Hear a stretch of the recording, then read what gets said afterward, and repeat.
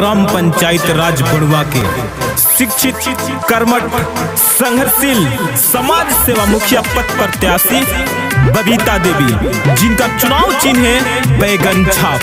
तो भूले नहीं, बैगन छाप पे बटन दबाएं और भारी से भारी मतों से विजयी बनाएं और राजू भैया का मान सम्मान बढ़ाएं, परिवर्तन लाएं। चारा चा बबीता जी के चला चारी होरबा, जीतो तारी जीती जई है ये सगरी सोरबा।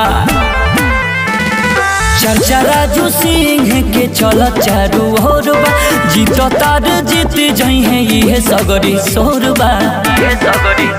बैगन छापे पे बटन दबैया हो, अब के बात न भूलैया हो, बबीता दी के मुखिया नहीं हो। बैगन छापे पे बटन दबैया हो, राजू भैया के विजय बनैया हो। इनका संकल्प है शिक्षा में सुधार लाना, गांव की गलियों को पक्का करना, स्वास्थ्य सेवा, विकास कार्यों में परिवर्तन, पंचायत में अमन चैन लाना। तो याद रखें, इस बार भूले नहीं, राजू सिंह, राजू सिंह।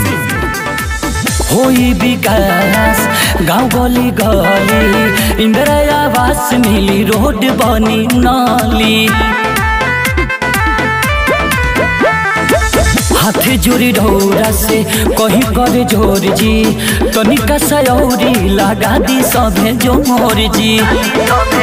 माला जीते वाला गला कही रही हो,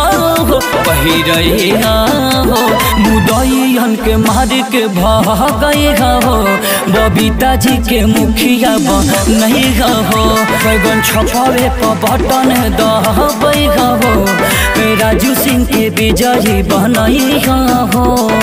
तो भूले नहीं, याद रखें, अपना एक एक बहुमूल्य वोट देकर राजू सिंह को भारी से भारी मतों से विजयी बनाएं, बड़ुआ पंचायत में विकास का कार्य लाएं, अपना भविष्य बनाएं। तो याद रखें, इस बार बैगन छाप। बड़ुआ पंचायत में बाजतावे ढंका, अब की जीत जाइए नहीं खे कोनो शंका।